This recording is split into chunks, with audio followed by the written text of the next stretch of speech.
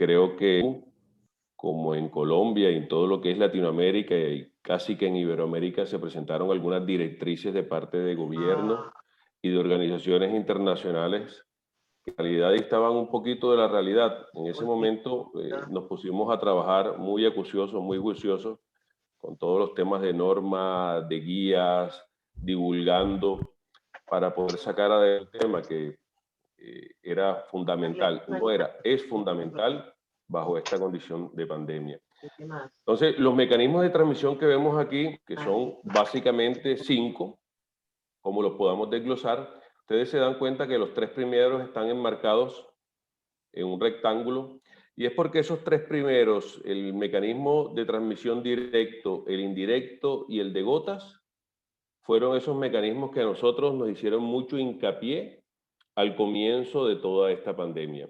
Nos hablaban de que no nos podíamos dar la mano, obviamente con justa causa, que deberíamos lavarnos muy seguido también nuestras manos, que utilizáramos el tapaboca por el tema de las gotas que podían llegar a 2 metros. Bueno, esos 3 básicamente fueron el fundamento inicial. Pero nosotros, a partir, o las personas que nos tocaba el tema de CAI con respecto al SARS-CoV-2, veíamos con preocupación algo, y era que se estaba dejando fuera de estos mecanismos lo que eran los núcleos goticulares y el multimodal, que es la combinación de varios de ellos que vamos a ver enseguida.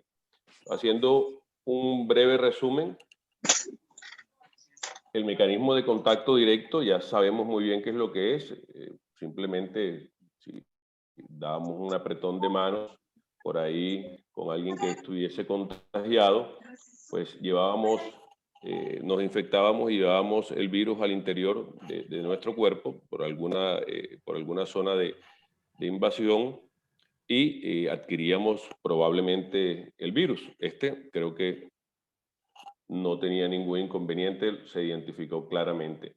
El contacto indirecto, pues un ejemplo que me gusta colocar siempre muy sencillo, es algún compañero de trabajo que estaba infectado, tenía además el virus en la zona de sus manos, llegaba a abrir una puerta de cualquier localidad de la oficina, Sí, infectaba la perilla y pues cualquier persona que llegara después entraba en contacto con esa zona ya infectada y sucedía el caso anterior también. Lo llevábamos a alguna zona donde lo ingresábamos a nuestro cuerpo y podíamos adquirir pues el virus como tal.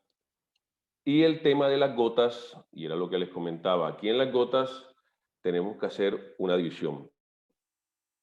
Hay lo que se llaman las gotas grandes que también he visto en la literatura, gotas de Fluke, que son las que tienen un tamaño mayor a 10 micras.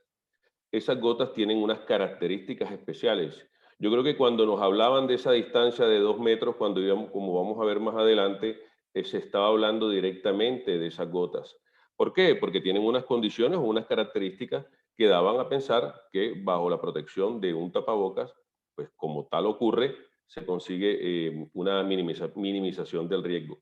Pero más allá de eso, me gusta mucho esta tablita que ustedes ven acá, donde nos damos cuenta de que de acuerdo a la actividad, ya sea hablar, toser o estornudar, pues vamos a conseguir un número de partículas mayor.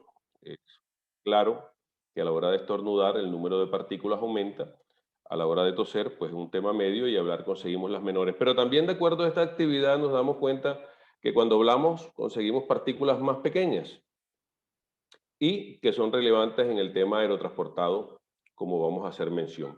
Entonces, lo importante es que este tercer mecanismo que estamos definiendo, que son las gotas de Fluke o las gotas grandes, como las quieran llamar, estas gotas tienen unas características especiales. ¿Cuáles son? Que de acuerdo a su tamaño, por su tamaño y su peso, ellas es cierto que caen por gravedad. Pero las referencias normalmente ni siquiera hablaban de 2 metros. Antes se hablaba de 1.8 metros. Aquí yo quiero dar claridad sobre un tema. Este 1.8 o estos 2 metros son una simple referencia. Hay muchos estudios que avalan que, de acuerdo al nivel de estornudo, comenzando por ahí, pasando por condiciones de velocidad de corriente del aire, donde se encuentren, incluso temas de diferenciales de temperatura o humedad, de acuerdo a la humedad relativa que encontremos, pues hay estudios que avalan incluso hasta 8 metros. Ahora, no quiere decir, porque esto es un tema básicamente de probabilidad, no quiere decir que esos 2 metros no nos garanticen o por lo menos no minimicen considerablemente el riesgo, pero bajo condiciones especiales esto puede aumentar esta distancia. Entonces, estas gotas, este tercer mecanismo, se caracteriza básicamente por eso, porque caen por gravedad por el peso que ellas tienen. Y este cuarto y quinto, que son los que, y yo sí lo digo, la verdad, un poquito preocupado, cuando comenzó todo este tema de la pandemia, yo veía que organizaciones internacionales, gobiernos, pues simplemente no reconocían la probabilidad de que existieran estos núcleos goticulares. Los núcleos goticulares son estas gotas que tienen tamaños de partícula de menos de 5 micras. ¿Y por qué me preocupaba mucho? Por el tiempo de permanencia de ellas en el aire. Ahora, otra cosa es que esas gotas grandes que llamamos, esas gotas de flux que tienen más que el tamaño es de más de 10 micras, resulta que por evaporación superficial, o sea, de acuerdo a las condiciones de humedad en el recinto que se encontraba, ellas podían llegar a tomar tamaños menores de 5 micras. O sea, esas gotas grandes podían terminar fácilmente o de acuerdo a las condiciones siendo nucleoticulares y estas pueden quedar en suspensión. Vamos aquí, la silla que tengo que, según New England Journal, el SARS-CoV-2 tiene tamaños entre 0.05 y 0.15 micras. Ese sería el tamaño, pero coloquemos la condición más crítica de 0.05 micras. Y bajo esa condición, si el virus estuviese o saliese solo, pues podría tener una permanencia en el aire de 40 horas. Ahora, para partículas o para gotas con un tamaño de 1 micra, el tiempo de permanencia en el aire puede llegar a ser de 10 horas y de 10 micras podríamos tener tiempos de permanencia hasta 8 minutos. Pero aquí viene un tema un tanto delicado, como digo yo, 8 minutos es muchísimo tiempo. Si no, miremos este ejemplo. La persona estornuda, se encuentra en un recinto y cerca tenemos la zona del retorno del sistema de climatización. Pues básicamente estas partículas infectadas o estas gotas infectadas con un tamaño pequeño, pues van a viajar a través de todo el sistema de distribución y pueden fácilmente contagiar al resto del personal que se encuentra en el interior. Claro, todo esto depende de la configuración, como lo tengan de retorno y distribución de las máquinas, etcétera, etcétera, etcétera. Ya esto lo sabemos, pero no deja de ser una preocupación. Y estas gotas de 10 micras que pueden durar 8 minutos, ¿cuánto creen que necesitan en tiempo para llegar a la zona más alejada que se encuentren cuando entren en un sistema de retorno? Pues, no sé.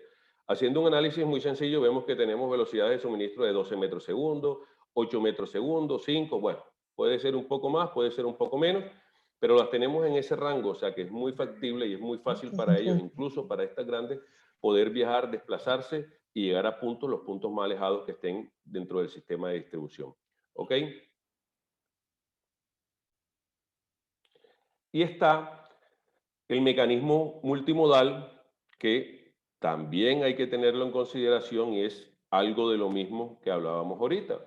Y el ejemplo es muy claro, la persona estornuda, pues las partículas más pequeñas, las gotas más pequeñas quedan en suspensión, pueden llegar al sistema de climatización por la extracción, por el retorno, perdón, hacemos la distribución, pero en ese momento llegan, por ejemplo, a una oficina de cualquier otra persona, la persona no está en su área de oficina, no es que la vaya a respirar inmediatamente, sino que ella cae automáticamente.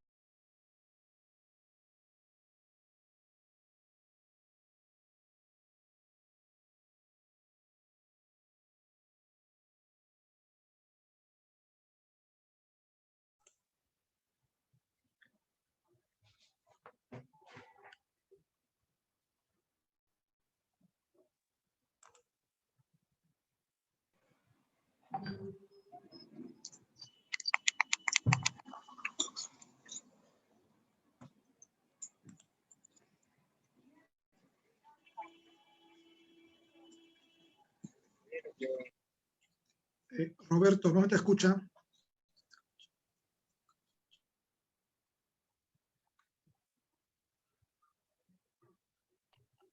Hola, hola, hola. Ahora sí se te escucha. Gracias. ¿Y ahora por dónde quedé? ¿Me escuchan? Sí, justo se Sí, quedó en esa pantalla. Aquí, en multimodal. Sí. Bueno, comentaba que el multimodal es básicamente lo mismo del anterior. Un ejemplo, que la persona estornude, estas partículas menores de 5 micras quedan en suspensión, son absorbidas por el retorno del sistema de climatización, van por el sistema de distribución, llegan sencillamente a una mesa de trabajo donde no se encuentra el compañero, se deposita esa gota que ya está infectada, porque estamos hablando de que existe la posible infección, entra en contacto con ella y simplemente ocurre el evento de que ésta le lleve al interior de su cuerpo. Ahora, este multimodal simplemente es la combinación de esos núcleos goticulares, de esas partículas bien pequeñas, con ese contacto indirecto que pudimos hablar inicialmente. Entonces, para hacer ese resumen, tenemos estos 5 mecanismos que son el arma que vamos a tener nosotros para poder identificar las posibles situaciones. ¿Qué sucede? Estos primeros tres mecanismos, cuando hablamos del directo, el indirecto y las gotas grandes, pues muy poca relevancia tiene el sistema de climatización con ellos, obviamente. No tenemos una barrera que nos permita de algún otro modo minimizar esos riesgos. Pero en la parte de los núcleos goticulares, estas en suspensión y el tema multimodal, pues claro que la injerencia es total y sí tenemos o podemos realizar muchos correctivos y preventivos a partir de nuestro buen diseño de un sistema de climatización. Una de las conclusiones que sacaba yo precisamente del tercer foro iberoamericano de calidad de aire interior, porque la pregunta siempre es la misma. No sé, muchas entrevistas que hacen a nivel pues, nacional, local, allá en Colombia, acá en Colombia, era pues si el aire acondicionado tiene que ver o no tiene que ver con el tema del SARS-CoV. Entonces, obviamente, yo dentro de las conclusiones que sacaba y tratando de ser muy puntual, yo les decía que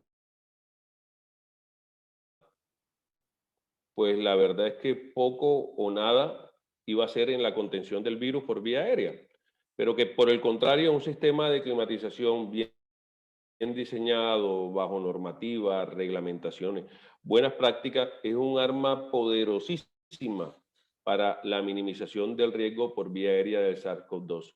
Eso creo que en algún momento ha sido como la conclusión base en el eje de estos dos mecanismos de transmisión.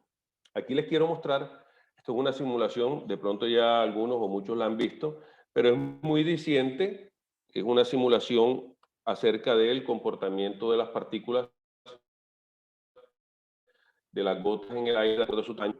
Fue la primera simulación, salió como 5 meses, 6 meses, la primera simulación con un fundamento bastante poderoso, grueso, que en realidad sirvió mucho como apertura para poder definir que el componente aéreo del SARS-CoV-2 era una realidad por el tema de los núcleos goticulares. Entonces, miremos acá, lo primero que van a ver es cuando la persona pues estornuda y estas son partículas de más de 10 micras. Obviamente, para no entrar en mucho detalle, unas son de 10, otras son mucho más grandes. Las que van a caer primero, que es lo que nosotros ahorita fundamentamos, son pues las más pesadas y ustedes se dan cuenta que las que queden en el aire, que son partículas de 10 micras, pues son las que tienen menor tamaño, por ende menor peso y el tiempo de suspensión es mayor. Y ahora vamos a ver qué sucede cuando se realiza el mismo ejercicio, pero con tamaños de partícula menor de 5 micras.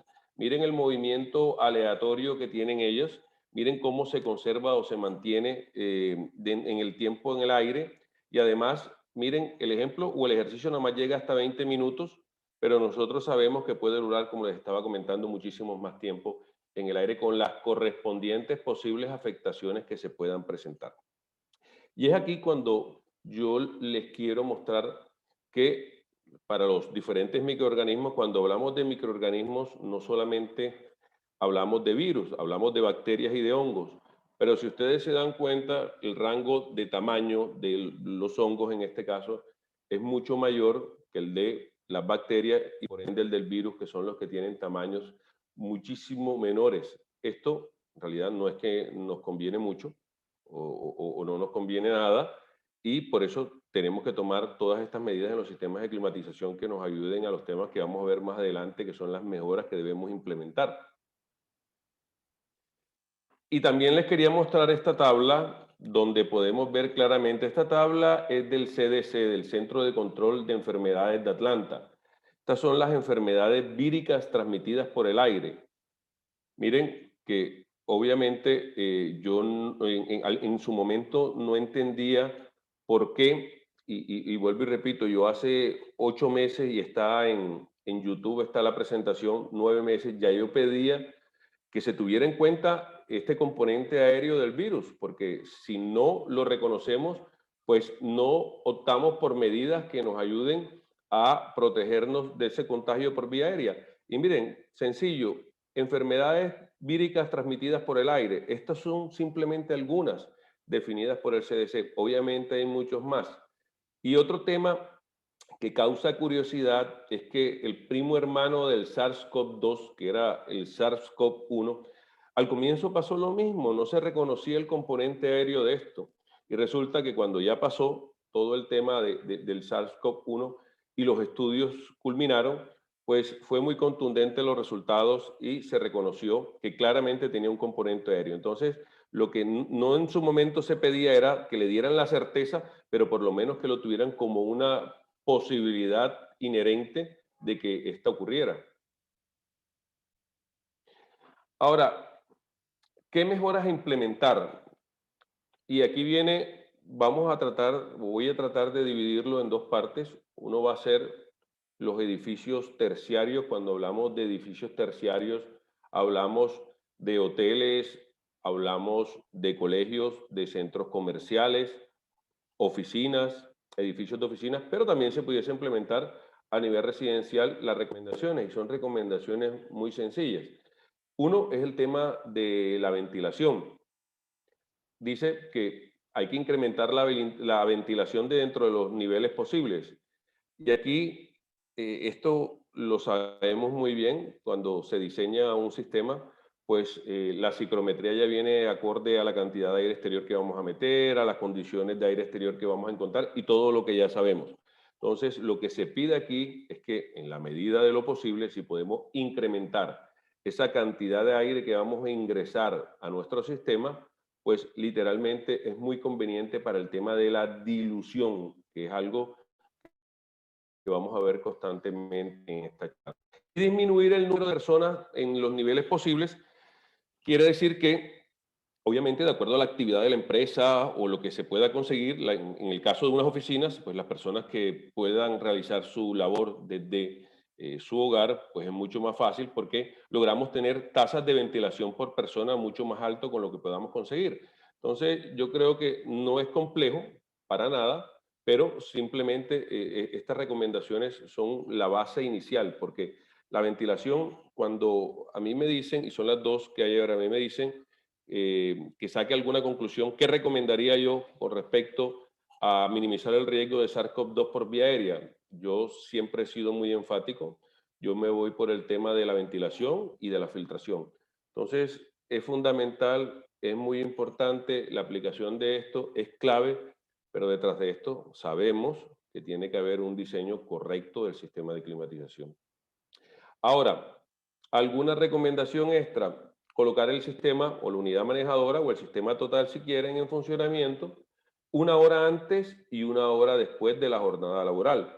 Sencillo, 1 hora después, porque ustedes se darán cuenta que cuando se acaba la jornada laboral queda todavía mucho material en suspensión, muchas gotas en suspensión y posible contaminación.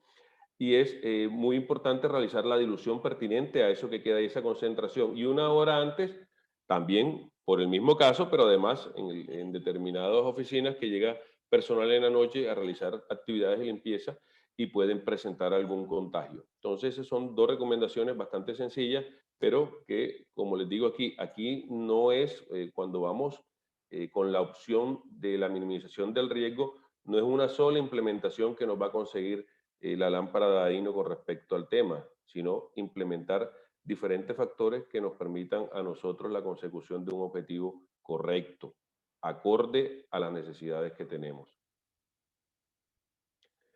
Y en la parte de la filtración, bueno, es importante mejorar el sistema de filtración, ¿cierto? Lo que les decía que según New England Journal, el SARS-CoV-2 tiene unas medidas entre 0.5 y 0.05 y 0.15 micras. Ahora, yo quiero hacer claridad con algo aquí. Si él saliera solo, si el virus saliera solo 0.05 micras, pues el porcentaje de deficiencia de cualquier filtro fuera muy, muy bajo con él, ¿cierto?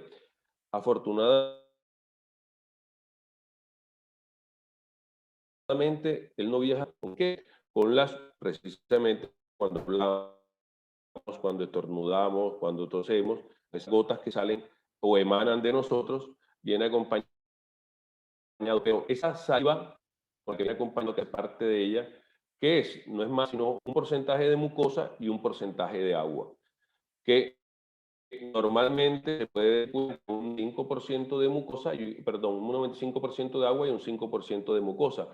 Pero además de eso, cuando nosotros respiramos mucho material sólido, muy, muy pequeño, también lo acompañan. Entonces se forma o se aglutina en un solo compacto. Y eso puede hacer que incluso que él salga con tamaño de 7 micras. O sea, él no va a salir solo. Puede salir con un tamaño de 7 micras, pero recuerdan lo que hablábamos ahorita acerca de la evaporación superficial. Bueno, después hay un porcentaje de esto bastante alto que se evapora y resulta que solamente queda la parte sólida. Eso, palabras más, palabras menos, y por hacer un ejercicio coherente, nos habla que él podría terminar fácilmente en 1.5 micras. Esto, bueno, ya hay muchos estudios, esto creo que se ha visto, un MER14, que si no estoy mal es un F8, se podría tener eficiencias de más del 90% y creo que es un poco más, así que con tamaños de 1.5 micras, claro está. Así que miren la importancia que tiene la filtración o el medio filtrante a la hora de seleccionar un equipo o a la hora de mejorarlo. Ahora, aquí tenemos que, como sabemos, pisar blandito con el tema, porque todas las unidades manejadoras tienen una presión disponible y después de eso hay otra caída de presión, producto del ducto, accesorio. Bueno, cuando vemos la curva y los comportamientos y los cruzamos, en la medida que tenga la viabilidad técnica, se pudiese mejorar un poco, un nivel arriba, esa filtración. Pero en dado caso, hay que hacer el estudio de ingeniería correspondiente a cada caso. Entonces, miren que esos dos, yo personalmente siempre me voy mucho de la mano con esos dos temas que son las recomendaciones primordiales de ventilación y filtración y que otorgan beneficios en realidad bastante efectivos. Aquí, con el tema de las tecnologías de eliminación de microorganismos, yo siempre he sido bastante responsable. Pues yo soy presidente de una compañía dedicada única y exclusivamente al tema de calidad de aire interior y nosotros somos distribuidores de productos, de servicios, por eso en temas de tecnología simplemente voy a hacer unas claridades, punto final. No me gusta mezclar las cosas, el tema totalmente académico aquí. Pero lo primero es que la gran mayoría de todas estas tecnologías tienen correcto funcionamiento de acuerdo a la aplicación. O sea, todas funcionan, la gran mayoría funcionan, o muchas funcionan. ¿Ok? El tema es que a veces queremos mirar la calidad de aire interior como si fuese una sola variable, y es el primer gran error que se comete. La calidad de aire interior se tiene que mirar como una matriz de posibilidades, y cada proyecto que se vaya a realizar es totalmente diferente. ¿Por qué? Por temas de actividades que se realicen al interior de los recintos, por temas constructivos, por ejemplo, de distribución arquitectónica, en fin, es un mundo. Por eso cuando mucha gente me pregunta por X tecnología, por Y tecnología, eso en realidad depende mucho del proyecto. Y la interpretación que se tiene que dar es escoger una tecnología que vaya acorde a las necesidades del proyecto. Incluso siempre he recomendado tener dentro del brochure de opciones, tener diferentes tipos de fases con diferentes alternativas, porque a veces se necesitan 3 alternativas, 2 alternativas, 4 alternativas, y lo importante es que entre ellas se consiga una calidad de aire interior mínimo aceptable al interior de los recintos. Ahora, esta parte yo la veo muy importante porque en realidad termina siendo uno de los referentes para poder identificar el tema CAI. Y lo primero es, y esto lo aclaro porque cualificación o validación. Si hablamos de validación, que les comento que con todo y que estoy muy familiarizado con el tema, yo muchas veces me equivoco, pero validación hace parte de todo esto. O sea, validación es todo el proceso, desde que llega el requerimiento del usuario, pues aquí coloca algunos, esto es mucho más amplio, pero la validación es todo el proceso, desde que llega el requerimiento del usuario, pasando por el diseño, instalación, puesta en marcha, programa de mantenimiento, todo eso hasta la cualificación. Y en realidad, la cualificación es lo que nosotros llamamos validación. Pero el nombre técnico correcto es la... Entonces, yo quiero dejar aquí una enseñanza muy importante y es, nosotros a partir de la empresa, si antes hacíamos 4 o 5 estudios al mes, por citar un ejemplo, hoy de calidad del interior, hoy se están haciendo 6, 7 veces más estudios de lo que se hacía antes. Obviamente los que tienen la batuta, como dice uno, son las multinacionales que más se han interesado, pero es un tema que viene muy de la mano, incluso aeropuertos muy importantes también están pidiendo certificación. Y es muy sencillo, es muy sencillo. Nosotros y esas empresas, lo primero que piden o lo que se hizo fue un diseño. No puedo comentar mucho porque obviamente detrás de esto siempre hay confidencialidad con toda la parte legal. Pero, por ejemplo, lo primero que hacen es que se haga una revisión del diseño. Y yo voy a lo mismo. Está muy bien, en diseño nosotros podemos colocar que tenemos una tasa de ventilación de tanto que va acorde y va con toda la normativa, va con todas las reglamentaciones, va con todas las buenas prácticas. Pero es que esto es una cadena. Cualquier eslabón que esté roto no se llega al objetivo final. Y la única forma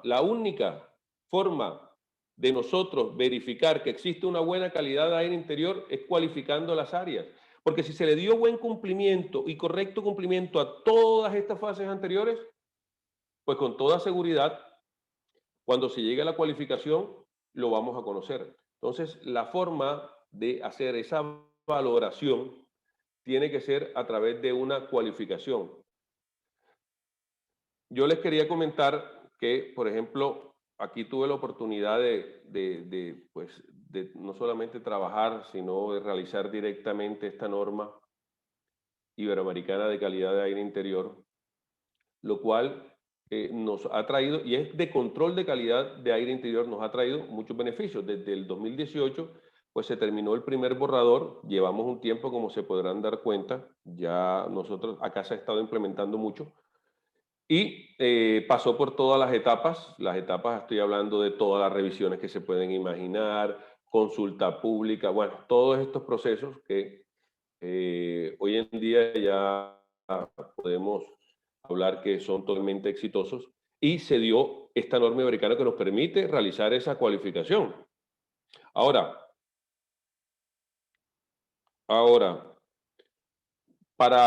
obviamente, hay muchos temas que vamos a pasar por encima, por el tema de tiempo. Con muchísimo gusto más adelante podemos profundizar ya en cada uno de estos temas, pero sí es bueno conocer el mar de posibilidades que tenemos en torno a la calidad del aire interior. La norma simplemente se basa en un flujograma de control, que es identificar, hacer un inventario de los aspectos de calidad interior que puede llegar a tener ese edificio. Eso se hace en una previa. Después, realizar unas decisiones que son si esos riesgos llegan a ser significativos o no. Para eso hay unas tablas. En realidad es muy complejo y muy práctica la norma. Luego se hace in situ todo el tema de las inspecciones, llegar al sitio con los instrumentos calibrados, todo esto que se sabe, realizar las pruebas correspondientes, y luego la parte de la valoración. La valoración es la que nos va a decir si se cumple o si no se cumple. Eso es la valoración, si se le está dando cumplimiento o no. En caso de que se, pues entramos a un plan de control periódico. Eso quiere decir que una vez al año tenemos que volver a realizar la cualificación y que se estén dando las condiciones como se habían planteado inicialmente. Y en caso de que no se cumplan estas, pues se van a dar algunas acciones correctoras que son recomendadas también por ingeniero experto en calidad de interior. Se realiza nuevamente todo el procedimiento hasta que se le dé la aceptación como tal a la edificación. Bueno, ¿qué parámetros vamos a medir? Pues aquí esto es importante porque nosotros lo primero que tenemos que ver es que hay unos parámetros mínimos que vamos a tener. Es decir, que cualquier edificación tiene que realizar estas actividades sí o sí.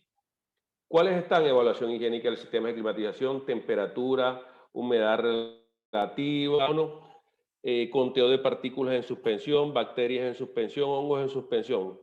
Pero yéndonos al SARS-CoV-2, ¿y por qué tienen este chulito algunos? Vean, si nosotros hacemos un estudio de calidad interior, aunque no esté el tema virus directamente relacionado, si nosotros encontramos baja concentración o que está en los niveles permitidos de unidades formadores de colonia, de bacterias y hongos en el aire, pues hay un análisis directo, bueno, indirecto, de que es muy probable, altamente probable que también la concentración de virus sea bastante baja, ¿cierto? Y que damos cumplimiento a eso. También, si realizamos un conteo de partículas en suspensión, podemos conocer a mayor cantidad de partículas o material particulado tenemos, mayor probabilidad de que tengamos microorganismos. Y esto siempre lo he dicho, es que los microorganismos no tienen alas, ellos no vuelan, utilizan el material particulado que encuentran en el aire para desplazarse. Entonces es un indicador, entre menos cantidad de material particulado tengamos, es un indicador también del tema SARS-CoV-2. Y por último, el tema del dióxido de carbono. ¿De dónde nosotros qué hacemos? Nosotros pues respiramos oxígeno, ¿verdad? Y exhalamos dióxido de carbono, que es... ¿De dónde sale ese dióxido de carbono? ¿Cierto? ¿De dónde sale el SARS-CoV-2? De los pulmones y el tracto respiratorio. Tienen el mismo origen. ¿Qué quiere decir esto? Que si nosotros hacemos un estudio de CO2 al interior de un recinto, pues es un método muy bueno de referencia para saber si encontramos alta concentración de CO2 y llegamos a tener, y va de la mano también con el porcentaje de infecciosos que pueda haber dentro del recinto, pero vamos a tener mayor riesgo todavía si tenemos altas concentraciones de CO2 con respecto al SARS-CoV-2. Entonces, miren lo importante de hacer estas valoraciones, miren lo importante de hacer esta cualificación que nos permita en todo momento, ojo, que nos permita en todo momento tener muy buenas referencias. Y existen unos parámetros complementarios que ya son a criterio de la persona del especialista, que pueden ser formaldehído, ozono, bueno, otros parámetros que son ya a criterio propio del profesional CAI, ¿de acuerdo a qué? De acuerdo a todo el análisis previo que ha hecho de la edificación, actividades, lo mismo que hablamos ahorita, elementos constructivos, características constructivas, etcétera, etcétera, etcétera. Bueno, nos quedan exactamente... ¿Me pueden dar el tiempo, por favor?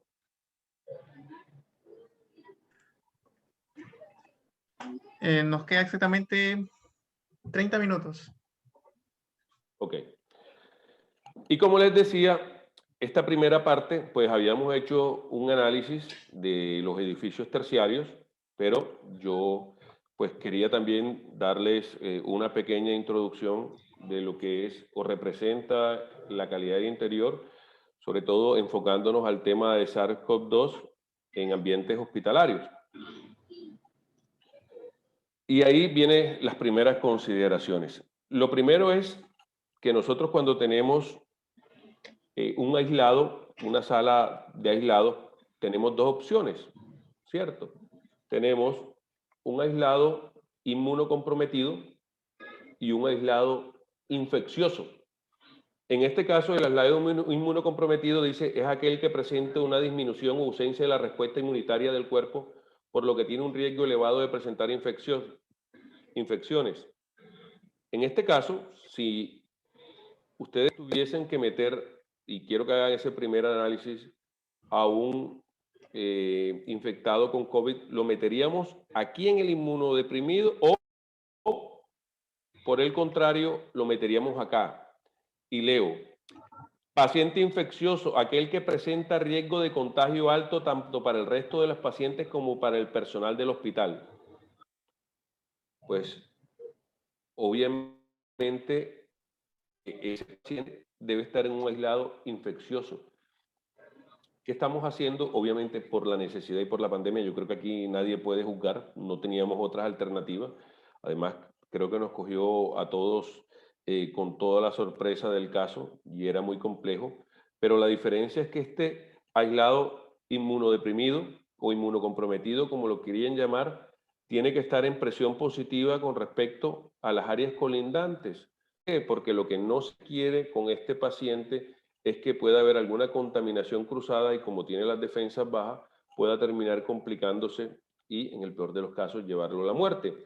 Pero el caso del SARS-CoV es diferente, pues lo que tenemos que hacer acá es tratarlo como un infeccioso, proteger al resto de los pacientes, ¿cierto? Y al personal médico, y para eso debería estar en presión negativa, lo cual garantice que en ningún momento ese aire contaminado que se encuentra al interior pueda realizar contaminación cruzada con las áreas colindantes. Y ustedes saben muy bien que si hay algún retorno en común, pues simplemente no va a ser el área colindante, sino de pronto muchas más áreas que en consideración.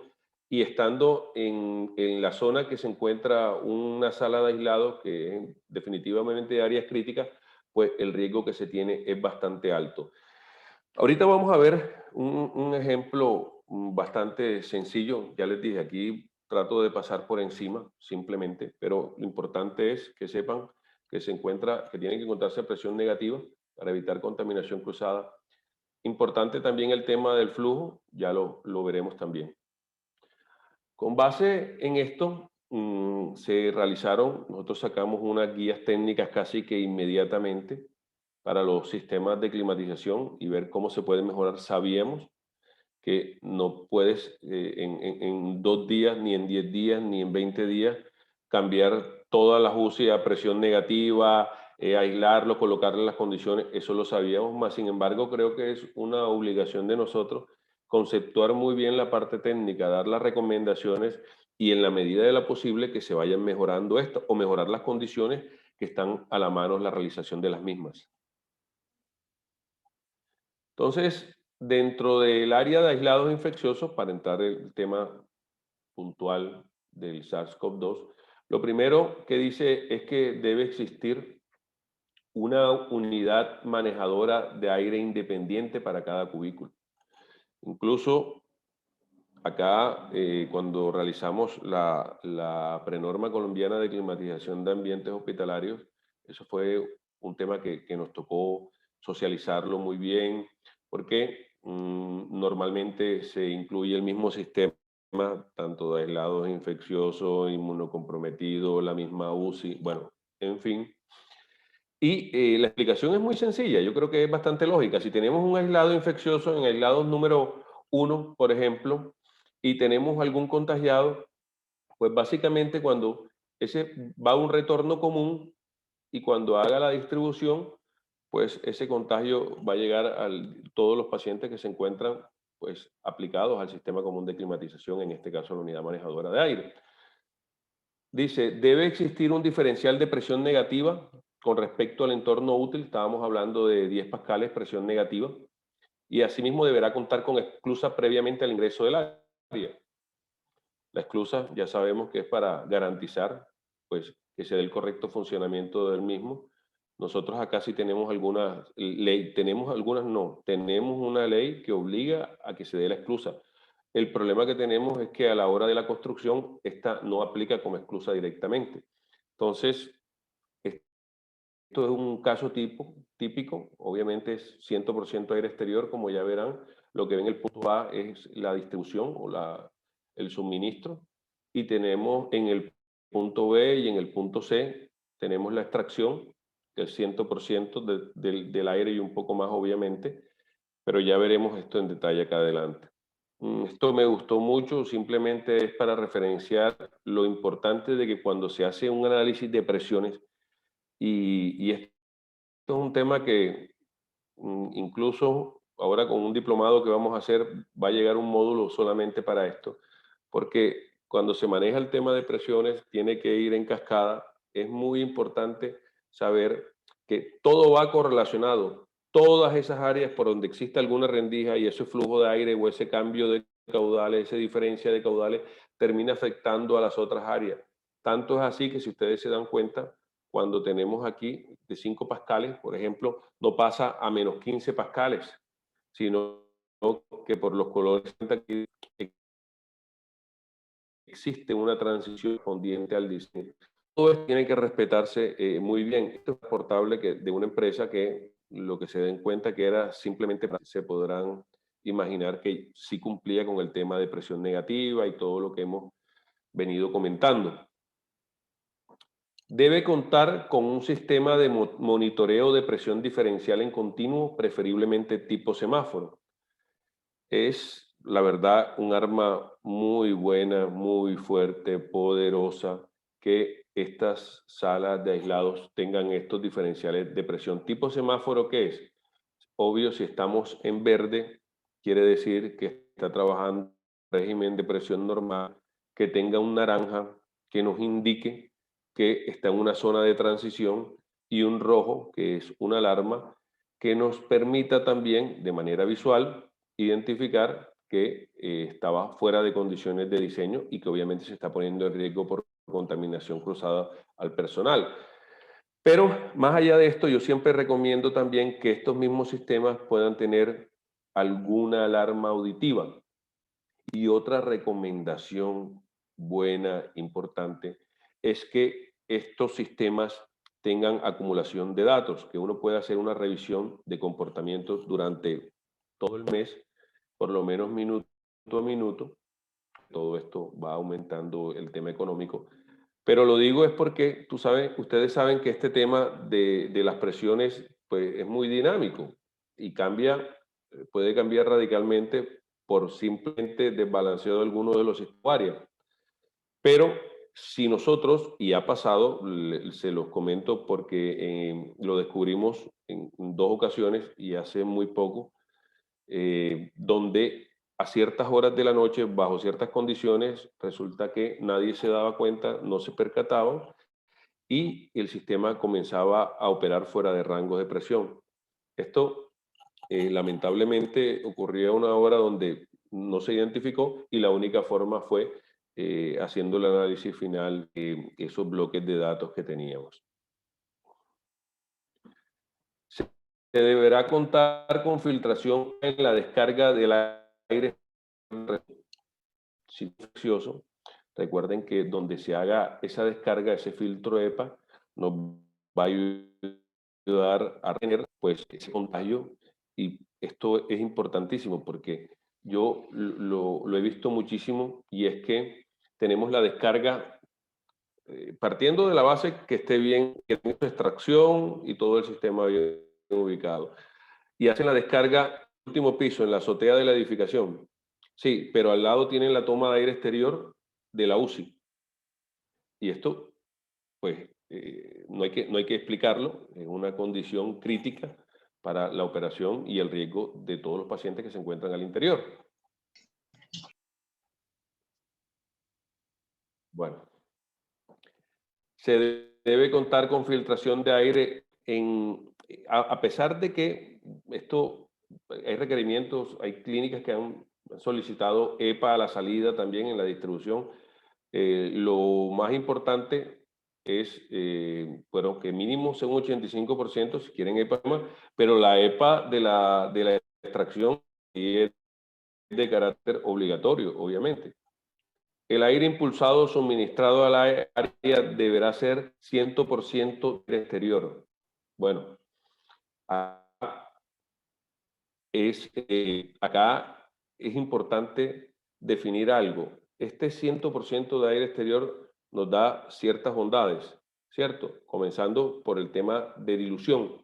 Porque cuando hablamos de aire exterior, y esto hay que aclararlo porque de acuerdo a los países se toma renovaciones hora, pero cuando hablamos de renovaciones hora es solo aire exterior. Cuando hablamos de ventilación es el aporte de aire exterior que se realiza. Y obviamente el aire recirculado es el otro porcentaje y el aire o los cambios horas son con todo el aire suministrado. Esto yo me he encontrado porque he dado charlas en diferentes países y puede variar, pero es muy sencillo de unificar. Este 100% aire exterior nos va a permitir que las condiciones de dilución sean muy buenas. De hecho, las renovaciones hora, o sea, de ese 100% aire exterior, ¿qué aire vamos a meter? Pues nos los da estas renovaciones hora que deberán ser como mínimo 12. Estas renovaciones hora, ¿por qué son como mínimo 12? Hay un estudio de Philip Dea, se utiliza mucho como referencia el CDC y otros organismos muy reconocidos, porque ese estudio nos habla de que con esos renovaciones hora podemos conseguir diluciones de 1 a 100.000 o de 100.000 a 1, como lo quieran llamar. Lo importante es que con esa tasa de dilución, bueno, y si tenemos mala tasa de dilución es mejor, pero con esa tasa de dilución lo que quiere decir es que en verdad el riesgo es mínimo y que conseguimos un objetivo básico y primario a la hora del diseño de nuestro sistema aislado. La condición, bueno, y este es un ejemplo. Si nosotros, esto es cualquier, usamos, y no hay renovación de aire, ¿qué pasa? Comienza a aumentar la carga viral, comienza a aumentar la carga viral y comienza a aumentar, y obviamente así va a ser el riesgo. No solamente el riesgo que va a tener de infección al interior las personas que se encuentren, sino también de tener la persona que se llegue a infectar con cargas virales mucho más altas. ¿Ok? Por eso es que se coloca un sistema de extracción con ventilación, como quieran, y que simplemente nos permita diluir ese sistema y que esa carga sea bastante baja. Dice, las condiciones del área deberán estar en un rango de temperatura entre 21 y 25 y de humedad relativa entre 40 y 60. Este es el diagrama de Stirling que es muy claro. Miren, esta zona, sobre todo el tema de la humedad relativa, cuando estamos entre 40 y 60, la pervivencia de los microorganismos es muchísimo menor que bajo otras condiciones. De hecho, yo les comento algo, en el tema del SARS-CoV-2, el virus se porta mejor entre el 20 y el 25% de humedad relativa, o sea, humedades muy bajas. Es el mejor comportamiento de él. Además, que cuando hay humedades relativas muy bajas al interior de los recintos, se nos secan las fosas nasales y todo nuestro mecanismo de defensa inicial y estamos mucho más en riesgo o mucho más expuestos al tema. Entonces, además, si tenemos humedades relativas más bajas, recuerden el tema de la evaporación superficial, que teníamos tamaño de gota más alto, y si tenemos humedades bajas, pues es más fácil que mayor cantidad de estas partículas grandes, de estas gotas grandes, terminen siendo pequeñas. Bueno, si la humedad relativa es baja, pues también estamos corriendo ese tipo de riesgos. Algunas recomendaciones: hacer uso de tecnologías complementarias certificadas para eliminación de microorganismos instalados al interior del recinto y en el conducto de descarga del ambiente. Esto es digamos, una instalación típica de un aislado. Simplemente esto sería el sistema de extracción, lo que tenemos aquí. ¿Qué se recomienda? Miren aquí el monitor de diferencial de presión tipo semáforo. 100% aire exterior, obviamente, con sus dos secciones. Importante aquí, si ustedes quieren utilizar un luz UV, aquí tiene que ir su filtro EPA para que todo lo que se vaya a descargar al exterior, en este caso, todo lo que se vaya a descargar, pues podamos tener una alta capacidad de retención ahí y que no estemos exponiendo, en este caso, para lo que estamos hablando, el virus y que puede existir contaminación cruzada. Pero otra recomendación de eliminación de tecnología complementaria es poder colocar una UV aquí en el filtro que permita, apenas exista la retención, pues la eliminación, ya sabemos todo el tema, no me gusta meterme mucho con eso, de la luz UV. Ya sería otro tema si es en el aire o si es impactando al filtro EPA. El sentido del flujo de aire dentro del aire, el área deberá ser preferiblemente de los pies del paciente a la cabeza. Esto lo explicamos mejor aquí. Miren, es importante dónde debe estar la distribución del aire y dónde debe estar el sistema de retorno. Hacia dónde debe estar la cama del paciente, dónde genera el paciente los mayores riesgos, pues a nivel de la cabeza por donde respira, donde puede hablar y todo este tema, ¿cierto? Entonces es importante que el flujo del aire proteja al médico o al equipo médico de que vaya rodando hacia afuera de la posible zona de contagio y lo puede protegerse al revés. Entonces, iría del paciente al médico, colocaría mucho más en riesgo al equipo médico, al médico, a la enfermera o quien pueda estar por ahí. Definir correctamente las distancias de separación de descarga. Bueno, aquí hay una fórmula, pero en definitiva hay muchas recomendaciones. Tiene que ser esa descarga que hablamos a la hora de que esté en la azotea, alejada de otras tomas de aire. Tiene mucho que ver la velocidad del aire. Hay varios métodos y mecanismos, unos más complejos y otros más sencillos, y recomendaciones muy puntuales también.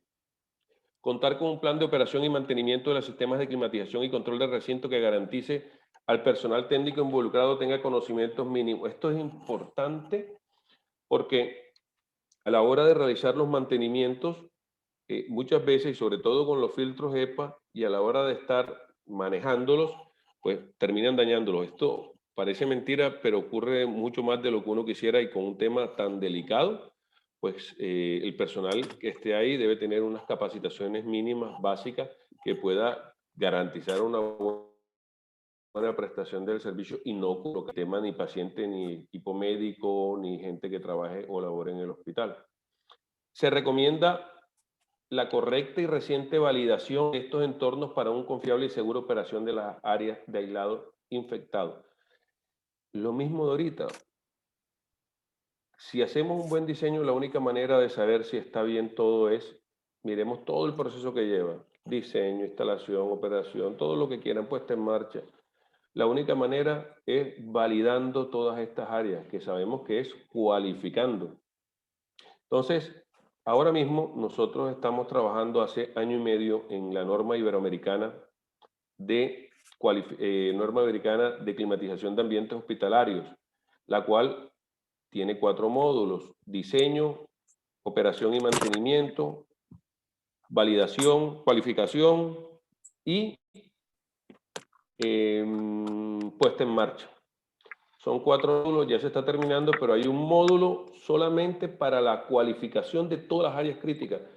Cómo se tiene que cualificar un quirófano, cómo se tiene que cualificar una sala de aislado infeccioso, una inmunocomprometido, una UCI, unos box no convencionales, todas esas áreas críticas, pues ahí están los procedimientos bastante claros para poder realizar la cualificación.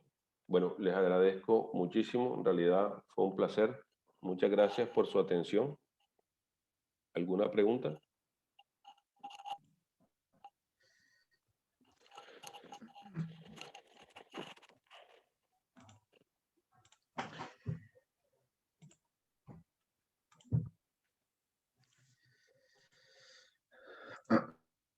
A ver, hola Roberto. Muy Hola. interesante la presentación que nos diste. Al parecer al público también le pareció interesante. Nos han enviado una serie de consultas de las cuales iremos presentando una por una y ver su respuesta respecto a ello. En el chat, Alfredo nos consulta cuál sería el ratio de incremento para la ventilación como recomendación para el virus, ¿no? COVID-19. Mira, nosotros, por ejemplo, acá en Colombia tenemos el RITE, que está muy pronto a salir. Nosotros calificamos la calidad de aire interior con algo que se llama IDA. El IDA 2, el IDA 1 pues es el mejor, pero normalmente para oficinas se utiliza el IDA 2. El IDA 1 es para aplicaciones como hospitales. Primero, entre más pueda incrementarlo, mejor. En el RIT está de 12 litros segundo a 20 litros segundo. Pero yo, por experiencia, te podría decir que si nosotros logramos de las condiciones de diseño, son diferentes, y esto es un tema muy largo, pero no es lo mismo las condiciones de diseño ASHRAE que UNE o cualquier otra normativa. Pero si lograses incrementar un 30% de la ventilación y además puedes disminuir el porcentaje de personas que se encuentran al interior del recinto, pues aumentas considerablemente esa tasa. Pero yo quiero al mismo tiempo recomendar, si eso va de la mano con algunas otras mejoras que hablamos ya aquí, pues es muy bueno. Pero la recomendación sería básicamente, en cualquier norma, vete a la referencia más alta que tenga. Perfecto. Tenemos la segunda pregunta, que es sobre la fórmula Helio Camargo. ¿Qué pasaría si en estas oficinas trabajan las 24 horas del día en 3 rotativos? Asumo que lo consulta para un tema de hospitales, ¿verdad? Esto es bajo el contexto, ¿no? Que se tenían que tener prendidas las manejadoras con el aire fresco 1 hora antes y también 1 hora después de retirarse. Bueno, evidentemente lo mejor es tener 24 horas prendido el sistema. Mejoras la capacidad de dilución. Y si tienes 3 turnos, pues te ves obligado a tener las 24 horas prendidas, logrando el máximo de la eficiencia de dilución que puedes conseguir con el sistema. Así que no, estás en el mejor escenario posible. Perfecto. Ahora tenemos la tercera pregunta de Cristian Román. Su consulta es, ¿el uso de las luces UV en aire acondicionado es una medida efectiva para el control del SARS-CoV-2? Bueno, voy a aclarar algo. Yo ahorita lo comentaba. Con el tema de las tecnologías, esto se ha vuelto algo muy complejo porque incluso con charlas que he dado, a veces no que han malinterpretado, han cogido esto que yo he dado y le ha acomodado. Por eso procuro no hablar del tema de tecnologías. Además que me siento un poco impedido. Pero voy a dar una posición muy clara con respecto a eso. Además que seguramente habrá otras personas que pensarán diferente. El tema de UV yo lo veo más como para impactar en un filtro o para impactar en un serpentín evaporador. Y voy a comentar por qué. Porque él necesita un tiempo de impactación para poder realizar su trabajo. Y cuando uno ve muchas veces esa teoría o esos estudios que se realizan, hablan incluso de 3 segundos que tiene que demorar para poder desactivar el ADN de los microorganismos. Entonces, 3 segundos no vas a tener nunca. Seguramente algo hace. Pero si me piden a mí el concepto técnico, yo prefiero cuando tiene que impactar en condiciones fijas, donde ya le toca eliminar el biofilm del serpentín o del filtro de esos microorganismos que están directamente ahí. Lo que pasa es que, vuelvo y repito, cuando uno da estas charlas, no me gusta hablar del tema de tecnologías porque seguramente muchos de ustedes trabajan con algunas de esas referencias y algunos comentarios o se malinterpretan o se acomodan o simplemente van en contra. Yo respeto mucho eso, pero la posición mía con respecto al tema de las luces UV es esa. Sí, justo en nuestra próxima presentación, nuestra tercera exponencia en una feria va a ser respecto a las luces UV, que Cristian Román, estás invitado para tener esa conversación sobre las luces UV. Vamos a la cuarta pregunta, también de Cristian Román. La manipulación de los filtros se debe realizar como material peligroso. ¿Hay algún protocolo para el manejo? Sí, sí, totalmente. Totalmente, el nivel de riesgo es alto, no solamente tiene que ser personal capacitado, sino con todo el equipo de protección y además tienes que tener, obviamente, un procedimiento muy, muy claro con respecto a eso. Eso lo encuentras sin ningún problema y si no, con mucho gusto, me pasas un correo y yo te lo envío, pero totalmente de acuerdo contigo, y es tal cual. Perfecto, muy interesante la pregunta. Ahora tenemos la pregunta de Nicolás González. Respecto a IQ, OQ, DQ y PQ, ¿se puede solicitar al instalador, fabricante, este tipo de documentación? ¿Se puede requerir en el caso de ser hospitales? No entendí la pregunta, perdón. En el caso de, Es respecto a las... Perdón. sí, me repiten, A además ver, que no estoy formulo escuchando, nuevamente, por favor. la pregunta. Respecto a IQ, Indoor Quality, me imagino que se refiere, Ujú. a OQ, DQ, ¿se puede solicitar al instalador o fabricante este tipo de documentación? ¿Se puede ir en el caso de ser hospitales? Lo que pasa es que, obviamente, hablando del tema de hospitales, ustedes saben que un sistema de climatización no vamos y lo compramos en un almacén. Simplemente tenemos que adaptarnos a las condiciones de diseño que nosotros establecemos y ellos con base en eso tienen que realizar la fabricación del sistema. Entonces, ahí hay un mundo de posibilidades. Obviamente, quien garantiza que esto se dé a cabalidad es el buen diseño y la buena construcción.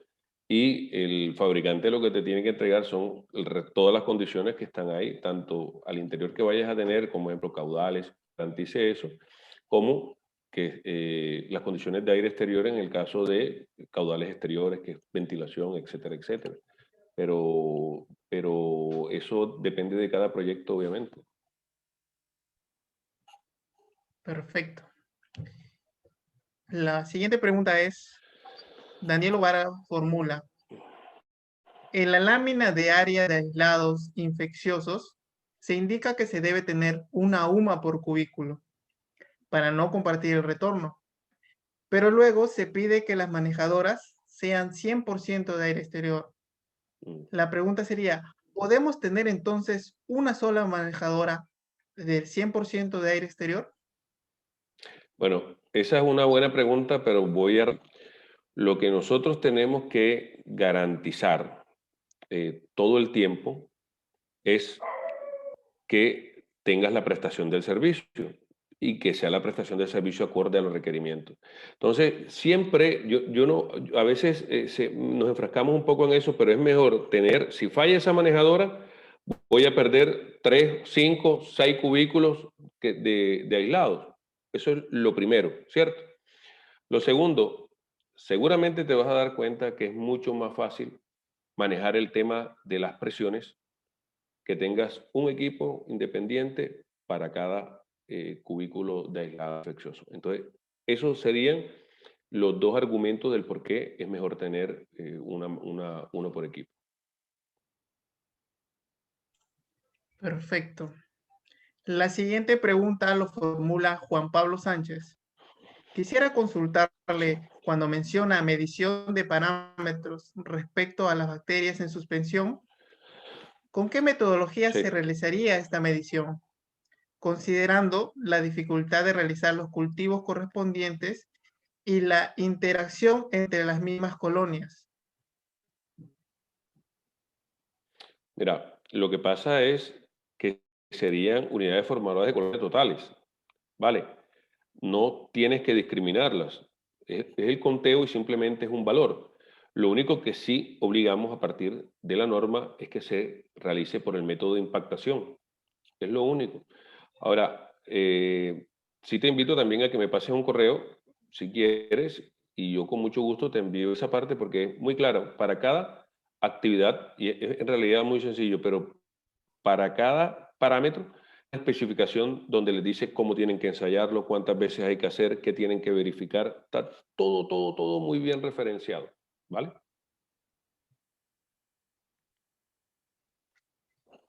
Perfecto. Juan Pablo Sánchez puede enviar su correo al ingeniero Roberto con su consulta formulada. La otra pregunta lo realizó Pablo Julián García. Pregunta sobre filtración. ¿Una filtración del Sí. tipo G4-5 aporta algún tipo de ayuda con respecto al SARS-CoV-2? ¿Existe algún estudio que hable de alguna relación entre el aire libre de COVID y concentración de CO2 en el aire? Bueno, recuerda lo que les comenté, que no sale nunca solo el virus, pues sale en tamaños mucho más grandes. Tengo que coger la tabla y mirar, pero de pronto algo hace, algún aporte hace, de pronto, y hay alguna capacidad de retención ahí, definitivamente. Y es que el estudio de CO2 con respecto al SARS-CoV-2, no hay estudios directos. Recuerda que sería casi que un método indirecto, como les comentaba yo. Ambos vienen de los pulmones, del tracto respiratorio, pues estoy hablando del SARS-CoV-2 y el CO2 a nivel de los pulmones. Entonces, lo que sí puedes con toda seguridad es tomar una referencia muy buena de la condición que puedes tener de concentración del virus en dado caso, pero también tienes que analizar cuántas personas, si no tienes nadie, no hay riesgo, si tienes un porcentaje de infectados, por eso es que el análisis que uno hace es simplemente si hay una muy buena relación de CO2, es muy probable que estemos bajo condiciones de menor riesgo que si tuviéramos altas concentraciones de CO2. Recuerden que el CO2, entre otras cosas, es un buen indicador de la calidad de aire interior en general, ¿vale?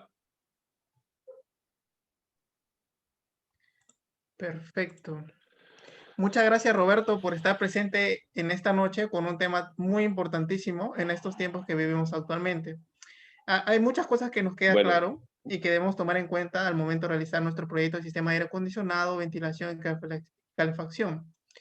Bueno, Roberto, muchas gracias por tu tiempo. Espero que nos volvamos a ver pronto con otro tema también gracias a igual de ustedes. importante. Muchas Bueno, gracias, muchísimas Roberto. gracias a ustedes. Bueno, un abrazo grande. Hasta luego.